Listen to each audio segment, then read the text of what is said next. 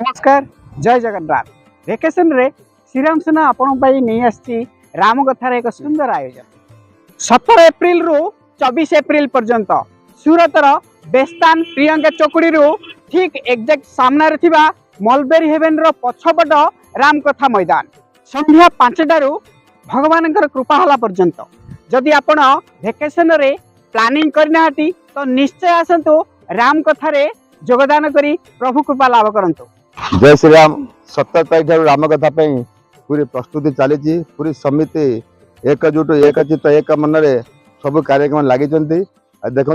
मंडप कम चलती डोम मंडप आपण समस्त को आग्रह निवेदन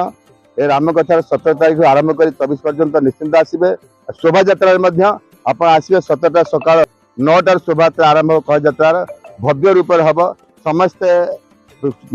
शाढ़ी समस्त शाढ़ी वितरण कर समस्त शाढ़ी पिंधिकी शोभा यात्रा आसिकी शोभा यात्रा शोभा मंडन करेंगे। जय सिया राम।